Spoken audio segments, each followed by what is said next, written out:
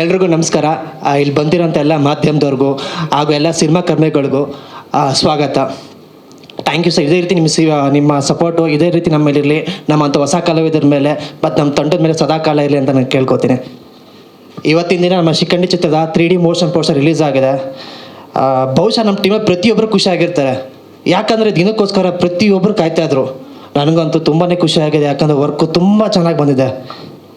ನಾನು ಈ ಚಿತ್ರದಲ್ಲಿ ನಾಯಕ ನಟನಾಗಿ ಮಾಡ್ತಾಯಿದ್ದೀನಿ. ನನ್ನ ಹೆಸರು ಯುವರಾಜ್ ಗೌಡ ಅಂತ, ಮೈಸೂರು ಹುಡುಗ. ಪಾತ್ರದ ನನ್ನ ಹೆಸರು ಸೂರ್ಯ. ಮಲ್ಟಿನ್ಯಾಷನಲ್ ಕಂಪ್ನಿನಲ್ಲಿ ಕೆಲಸ ಮಾಡ್ತಾ ಇರ್ತೀನಿ. ನಂದಾಯಿತು, ನನ್ನ ಕೆಲಸ ಆಯ್ತು ಅಂತ ಆರಾಮಾಗಿರ್ತೀನಿ.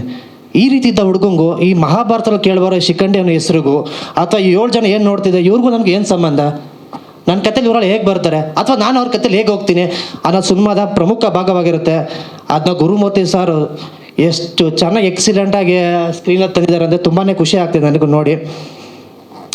ಆಮೇಲೆ ನನಗೆ ಫಸ್ಟ್ ಟೈಮು ಎಲ್ಲರಿಗೂ ಅನಿಸ್ತು, ನನಗೂ ಫಸ್ಟ್ ಟೈಮ್ ಶಿಖಂಡಿ ಅಂತ ಹೆಸರು ಕೇಳಿದಾಗ ನಿಜ ಹೇಳಬೇಕು ನನಗೂ ಭಯ ಆಗಿತ್ತು, ಒಂದು ಹಿಂಜರ್ಗೆ ಇತ್ತು. ಯಾಕಂದರೆ ಈ ಶಿಖಂಡಿ ಅನ್ನೋ ಹೆಸರು ಕೇಳಬಾರ್ದು. ಈ ಮಹಾಭಾರತದಲ್ಲಿ 10 ದಿನ ಕಾಲ ಭೀಷ್ಮ ಪಿತಾಮಹನ ಯಾರನ್ನೂ ಸೋಲ್ಸೋಕ್ಕಾಗ್ತಿರ್ಲಿಲ್ಲ. ಅಷ್ಟು ಬಲಿಷ್ಠ ವ್ಯಕ್ತಿ, ಯಾರು ಭೀಷ್ಮ ಅಂಥ ವ್ಯಕ್ತಿನ ಸೋಲ್ಸೋಕೆ ಶಿಖಂಡಿ ಅಂತ ಬರ್ತಾರೆ. ಅಷ್ಟು ಪವರ್ಫುಲ್ ಕ್ಯಾರೆಕ್ಟರ್ನ ಇಟ್ಕೊಂಡು ನಾವು ಟೈಟಲ್ ಆಗಿ ಇಟ್ಕೊಂಡು ಮಾಡ್ತಾ ಇದ್ದೀವಿ.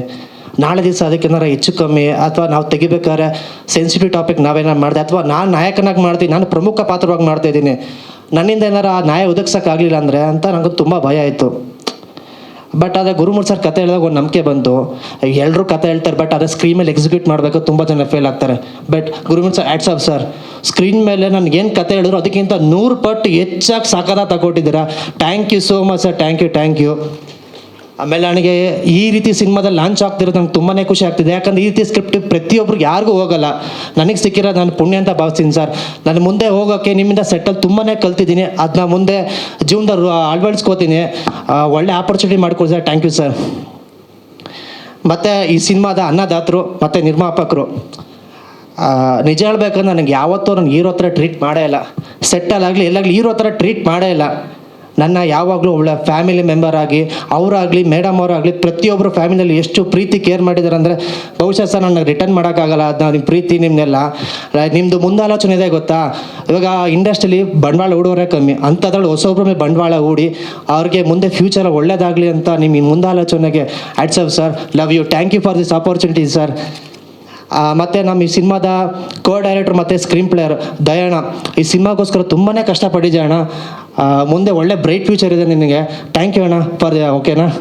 ಮತ್ತು DOP ಸರ್, ಸ್ವಾಮಿ ಸರ್, ಏನಂದರೆ ಈ ಸ್ವಾಮಿ ಸರ್ ದಿನಾ ಜಗಳ ಆಡ್ತಾರೆ ಸರ್. ಸೆಟ್ಟಲ್ಲಿ ಬಂದು ದಿನಾ ಜಗಳ ಆಡ್ತಾರೆ. ಏನಕ್ಕೆ ಜಗಳ?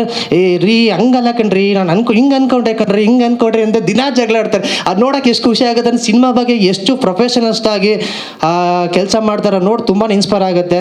ನಂಗೆ ತುಂಬಾ ಸಪೋರ್ಟ್ ಮಾಡಿದ್ದಾರೆ. Thank you sir, Swamy sir. ಮತ್ತು ಈ ಸಿನಿಮಾದಲ್ಲಿ ಯಾರ್ಯಾರು ಟೆಕ್ನಿಷಿಯನ್ಸ್ ಕೆಲಸ ಮಾಡಿದ್ರು ಸರ್, ಇವತ್ತು ನಿಮ್ಮಿಂದ ಈ ರೀತಿ ಔಟ್ಪುಟ್ ಬಂದಿದೆ. Thank you so much. ಮತ್ತು ಪ್ರದ್ಯುತನ್ ಸರ್, ನೀವು ಮ್ಯೂಸಿಕ್ ಫ್ಯಾನ್ ಆಗಿಬಿಟ್ಟೆ ನಾನು. ಅದೇನು BGM ಬ್ಯಾಕ್ಗ್ರೌಂಡ್ಸ್ ಕೊಟ್ಟಿದ್ರಲ್ಲ ಅಲ್ಟಿಮೇಟ್. Thank you sir. ಆಮೇಲೆ ಈ ಸಿನಿಮಾದಲ್ಲಿ ಕ್ಲೈಮ್ಯಾಕ್ಸ್ ನನಗೆ ಸ್ಟೆಂಟ್ ಮಾಡಿಸಿದ ಮಾರುತಿ ಮಾಸ್ಟರ್ ಅವ್ರು ಈ ಸಂದರ್ಭ ನೆನಪಿಸ್ಕೋಬೇಕು. ಯಾಕಂದರೆ ಕ್ಲೈಮ್ಯಾಕ್ಸಲ್ಲಿ ವಿಭಿನ್ನವಾಗಿ ಫೈಟ್ ಮಾಡಿಸಿದ್ದಾರೆ. ಈ ಬಹುಶಃ ಇದ್ದವ್ರಿಗೆ ಯಾರು ಆ ಥರ ಪ್ರಯತ್ನ ಮಾಡಿಲ್ವನೋ ಆ ರೀತಿ ತುಂಬ ಚೆನ್ನಾಗಿ ಫೈಟ್ ಮಾಡಿಸಿದ್ದಾರೆ. ಮತ್ತು ನಮ್ಮ ಜಗು ಮಾಸ್ಟರು ಒಂದು ಒಳ್ಳೆ ಸ್ಟೆಪ್ ಹಾಕ್ಸಿದ್ದಾರೆ ಕ್ಲೈಮ್ಯಾಕ್ಸಲ್ಲಿ ಕೂಡ. Sir thank you. ಮತ್ತು ಈ ಸಿನಿಮಾದಲ್ಲಿ ಇಬ್ಬರು ಪ್ರಮುಖ ವ್ಯಕ್ತಿಗಳು ಅಂದರೆ ಇಬ್ಬರು ಒಂದು ಹೇಗೆ ಹೇಳಿ ನಮ್ಮ ಸಿನಿಮಾಗೆ ಆನೆ ಬಲ ಬಂದಾಗ ಬಂದಿದ್ದಾರೆ. ಅವರೇ ನಮ್ಮ ದೀಪಕ್ ಸರ್ ಮತ್ತು ನಿಖಿಲ್ ಸರ್. ದೀಪಕ್ ಸರ್ ಒಂಥರ ಬಹುಭಾಷಾ ನಟ, ಎಲ್ಲ ಕಡೆ ಬಿಸಿ ಇರೋವಂಥ ವ್ಯಕ್ತಿ. ಅವ್ರ ಡೇಟ್ ಸಿಕ್ಕಿರೋ ನಮಗೆ ಒಂಥರ ಲಕ್ಕಿ ಅಂತ ಭಾವಿಸ್ತೀನಿ ಸರ್. ಅಂದರೆ ಅಷ್ಟು ದೊಡ್ಡ ವ್ಯಕ್ತಿ ಆಗಲಿ ಎಲ್ಲರ ಹತ್ರನೂ ಕೆಲಸ ಮಾಡಿ, ಎಲ್ಲ ಆ್ಯಕ್ಟರ್ ಎಲ್ಲ ದೊಡ್ಡ ಆರ್ಟಿಸ್ಟ್ ಹತ್ರ ಕೆಲಸ ಮಾಡಿ ಡೈರೆಕ್ಟರ್ ಹತ್ರ ಕೆಲಸ ಮಾಡ್ಕೊಂಡು ಬಂದಿದ್ದಾರೆ. ನಾನೇನು ಅಂದ್ಕೊಂಡೆ ಬಂದಾಗ ಹೆಂಗಪ್ಪ ಇರೋ ಹ್ಯಾಂಡಲ್ ಮಾಡೋದು, ಇಷ್ಟು ದೊಡ್ಡ ವ್ಯಕ್ತಿ ಅವ್ರ ಜೊತೆ ಹೆಂಗೆ ಮಾತಾಡೋದು ಅಂತ ನಂಗೆ ತುಂಬಾ ಭಯ ಆಯಿತು. ಬಟ್ ಅದು ತುಂಬ ಒಂಥರ ಮಗು ಮನಸ್ಸಿರೋ ವ್ಯಕ್ತಿ ಅವರು. ನನಗೆ ತುಂಬ ಸಜೆಷನ್ಸ್ ಮಾಡಿದ್ರು, ಕೂತ್ಕೊಂಡು ಮಾತಾಡಿದ್ರು.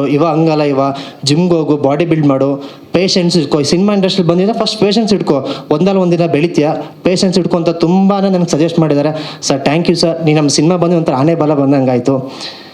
ಮತ್ತು ನಿಖಿಲ್ ಸರ್, ಅವರು ತೆಲುಗಲ್ಲಿ ಒಂದು ಒಳ್ಳೆ ಸ್ಟಾರ್ ಆಗಿದ್ದಾರೆ. ಬಟ್ ಆದರೆ ಕನ್ನಡ ಮಾತಾಡ್ತಾರೆ, ವಾಹ್, ನೋಡಿದ್ರೆ ಈಗ ಖುಷಿ ಆಗುತ್ತೆ.